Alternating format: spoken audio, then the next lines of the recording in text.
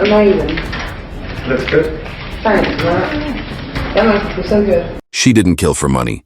She didn't kill for revenge. She killed because she enjoyed it. In 2013, a woman walked through the streets of England with a smile on her face while the entire country had no idea. A killer was moving among them. This is the story of the most unpredictable, most chilling female offender the UK has ever seen, and the clues everyone missed before it was too late. What turned Joanna Dennehy into a name the nation would never forget? Stay with me, because the truth behind this case is darker, stranger, and far more shocking than anything you've heard before. Joanna Dennehy's name would eventually become associated with one of the most disturbing criminal cases in modern British history.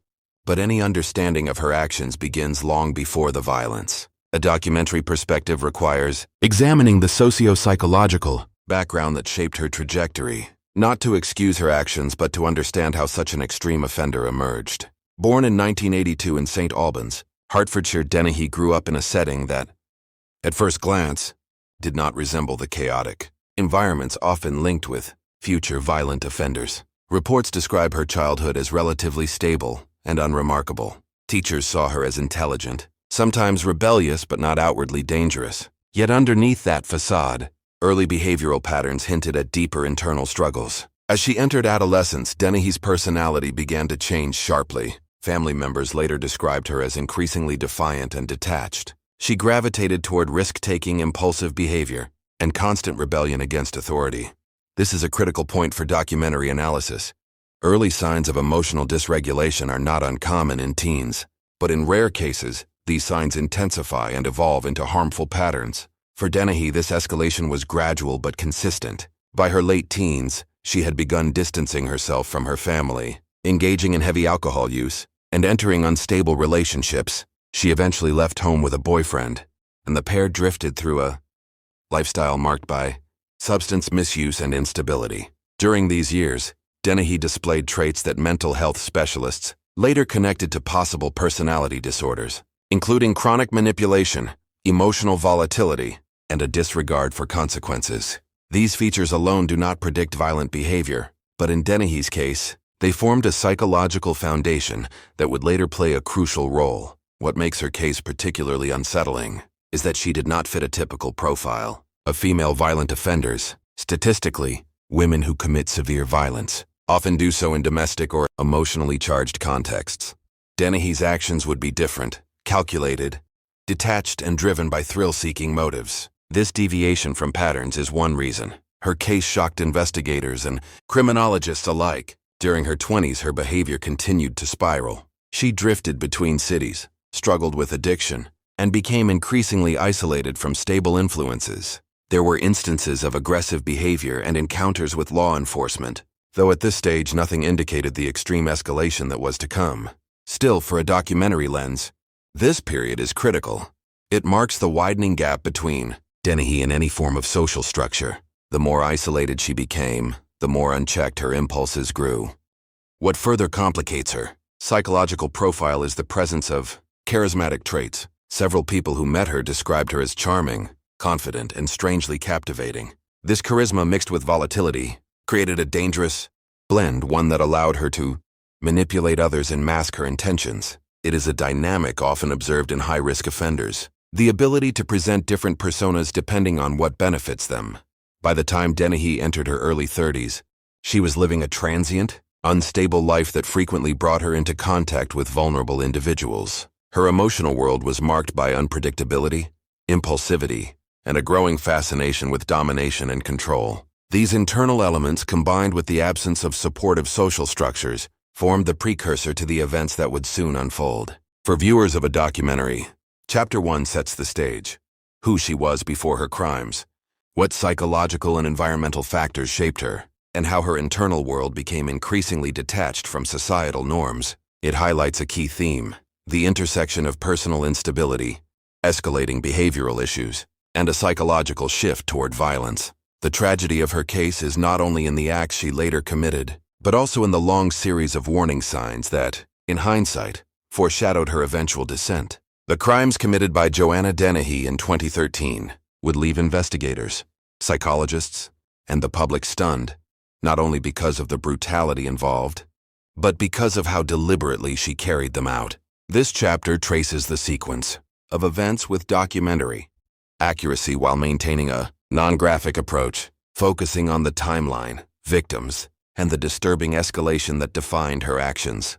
The known timeline begins in March 2013. In the city of Peterborough, Cambridgeshire, Dennehy was already living a transient life, drifting between accommodations and relying on acquaintances for temporary housing. During this period, she began forming a small circle of individuals who were both manipulated by and intimidated by her presence. Several of them would later testify about her unpredictable temperament and her ability to exert psychological control over those around her. The first known victim, Kevin Lee, was a property developer who had employed Dennehy for maintenance work and occasionally allowed her to stay in one of his properties. Lee was described as a helpful, trusting individual, traits that unfortunately made him vulnerable to Dennehy's manipulative charm. Their relationship was complex. Witnesses later suggested she enjoyed exerting psychological power over him. His involvement in her life would ultimately place him at the center of the unfolding tragedy. Around the same time, Dennehy targeted two men she knew socially, both of whom lived in Peterborough. These men, like Lee, were not chosen because of any personal conflict or motive. Instead, investigators later revealed that Dennehy acted out of a desire for thrill, domination, and control. This randomness is one of the factors that made her case so disturbing. In many instances involving serial offenders, motives often include financial gain, retaliation, or emotional impulses. Dennehy's motivations were different. She sought excitement, adrenaline, and a sense of power. Between late March and early April, the bodies of these men were discovered in rural areas surrounding Peterborough. Their location suggested an attempt to delay identification and hinder police response. What particularly alarmed investigators was the lack of any connection between the victims. Beyond their acquaintance with Dennehy, there was no financial motive, no long-standing grievance, only her deliberate choice to target individuals based on opportunity and her own internal drive. As authorities began piecing together events, they quickly identified Dennehy as a potential suspect. Her sudden disappearance from the area after the last known incident raised immediate suspicions. She was not alone. Two men accompanied her during this period, both of whom later claimed they acted under her coercion. Their statements would become a crucial part of understanding the psychology and dynamics surrounding Dennehy's actions. The next stage of the timeline unfolded hundreds of miles away in Herefordshire. Now on the move, Dennehy appeared to be escalating both in confidence and in recklessness. She had already shocked investigators with the calculated nature of the first incidents, but what followed intensified the urgency of the manhunt. On a single afternoon, she approached two men, strangers this time, and attacked them in quick succession. Unlike her earlier victims, these men survived. Their survival became instrumental in helping police identify patterns, understand her movements, and accelerate the nationwide search. These attacks represented a critical shift. Dennehy was no longer operating within a familiar environment or among individuals she knew. Her selection of strangers demonstrated an increased sense of impulsivity and disregard for consequences. For investigators, this raised the alarm that she might continue targeting individuals without warning. Documentaries often emphasize this point, how the transition from targeted victims to random ones is a hallmark of escalating offender behavior. By early April 2013, police forces across England were mobilized. A national alert was issued, identifying Dennehy as extremely dangerous and likely to continue offending. Surveillance footage, eyewitness accounts, and mobile phone data began narrowing down her location. The pressure mounted as the public became aware of the threat she posed. Media outlets broadcast her image widely, urging citizens to remain cautious and report any sightings. The chapter closes with the nation on high alert and investigators racing against time. Dennehy's mobility, unpredictability, and willingness to target strangers created a climate of fear that spread far beyond Cambridgeshire. The manhunt had become one of the most urgent in recent British criminal history, a desperate effort to capture a suspect before she struck again. When Joanna Dennehy fled Cambridgeshire after the attacks, British authorities quickly realized they were dealing with an unusually unpredictable offender. The combination of her mobility, charisma, and willingness to target both acquaintances and strangers created an urgent public safety crisis. What followed became one of the most intense and fast-moving manhunts in recent UK history, driven by the fear that she could strike again at any moment. The search began with the Cambridgeshire Constabulary, assembling a dedicated task force to analyze the initial crime scenes and determine Dennehy's likely movements. Early evidence suggested she had not acted alone. Two men, Gary Stretch and Leslie Layton, were traveling with her. Both men played drastically different roles, but their presence complicated the investigation. Stretch, in particular, stood out due to his imposing height and distinctive appearance, making him easier to identify on CCTV. He would later claim he was manipulated and intimidated by Dennehy, a pattern consistent with the psychological influence she exerted over people in her orbit. With the discovery of the surviving victims in Herefordshire, the police gained crucial information. Dennehy had traveled west, far from her original location. This expanded the scope of the search considerably. Investigators now needed to coordinate between multiple regional police forces, sharing intelligence and predicting her next move. One of the key strategies involved tracking her mobile phone usage. Although Dennehy changed locations frequently, occasional signals helped establish a rough trajectory of her movements. Combined with sightings from the public, the manhunt gained a clearer focus.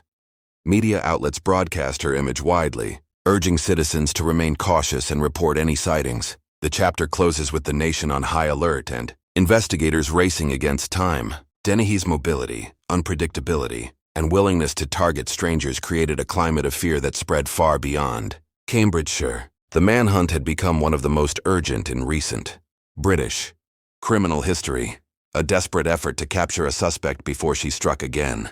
When Joanna Dennehy fled Cambridgeshire after the attacks, British authorities quickly realized they were dealing with an unusually unpredictable offender. The combination of her mobility, charisma, and willingness to target both acquaintances and strangers created an urgent public safety crisis. What followed became one of the most intense and fast-moving manhunts in recent UK history, driven by the fear that she could strike again at any moment. The search began with the Cambridgeshire Constabulary, assembling a dedicated task force to analyze the initial crime scenes and determine Dennehy's likely movements. Early evidence suggested she had not acted alone. Two men, Gary Stretch and Leslie Layton, were traveling with her. Both men played drastically different roles, but their presence complicated the investigation. Stretch, in particular, stood out due to his imposing height and distinctive appearance, making him easier to identify on CCTV. He would later claim he was manipulated and intimidated by Dennehy, a pattern consistent with the psychological influence she exerted over people in her orbit. With the discovery of the surviving victims in Herefordshire, the police gained crucial information. Dennehy had traveled west, far from her original location. This expanded the scope of the search considerably. Investigators now needed to coordinate between multiple regional police forces, sharing intelligence and predicting her next move. One of the key strategies involved tracking her mobile phone usage. Although Dennehy changed locations frequently, occasional signals helped establish a rough trajectory of her movements. Combined with sightings from the public, the manhunt gained a clearer focus. CCTV footage became another critical asset. Cameras from petrol stations, shops, and high street locations revealed fragments of her journey. In many clips, Dennehy appeared confident, composed, and often smiling. This demeanor unsettled investigators. It suggested she felt in control, undeterred by the unfolding national search. Her behavior contrasted sharply with the typical profile of fugitives, who display panic, anxiety, or erratic movement. Dennehy seemed almost energized by the attention. Media involvement played a significant role during this period. As soon as police released her image, national news outlets broadcast alerts across the country. The public was warned that Dennehy was dangerous, unpredictable, and possibly armed. Helplines were flooded with reports, some credible, many false, which required rapid filtering. Investigators had to separate valuable leads from the noise. The urgency escalated when it became clear she had no fixed destination and no long-term plan. Her actions were governed by impulse and the pursuit of excitement, making her next step difficult to predict. Behind the scenes, investigators also relied heavily on behavioral analysis. Criminal psychologists were brought in to examine Dennehy's history, personality traits, and prior actions. Their assessments, indicated she was likely to continue, offending if given the opportunity. They also suggested she derived satisfaction from the thrill of evading capture, which meant she might take risks that other fugitives would avoid. These insights guided police in anticipating her behavior and identifying locations where she might surface. The breakthrough came on April 10, 2013. After tracking multiple sightings and analyzing mobile signal data, police located a vehicle believed to be associated with Dennehy and her companions. Officers moved swiftly, coordinating a tactical response to minimize the risk of further harm. The arrest unfolded in Hereford, where Dennehy, Stretch, and Leighton were found together. Contrary to concerns of a potential confrontation, the capture was executed without incident. Dennehy reportedly displayed a calm and almost amused demeanor, a reaction as unsettling as the crimes themselves. The relief across the country was immediate. With the suspect in custody, the threat of further attacks had ended, but the questions had only just begun. Investigators now faced the complex task of determining the full scope of Dennehy's actions, the extent of her influence over her accomplices, and the psychological motivations driving her behavior. The manhunt's conclusion marked the beginning of a new phase, the meticulous reconstruction of events and the preparation for one of the UK's most closely watched criminal trials. In a documentary narrative, the capture serves as a critical turning point. It transforms the story from one of danger and pursuit to one of analysis, accountability, and justice. With Dennehy behind bars, the attention shifted to understanding how she orchestrated her crimes, why she selected her victims, and what her case revealed about the rare subset of female offenders driven by thrill-seeking and domination rather than typical motives. The manhunt may have ended, but the investigation and the public's fascination was only deepening. Understanding Joanna Dennehy requires more than recounting the timeline of events.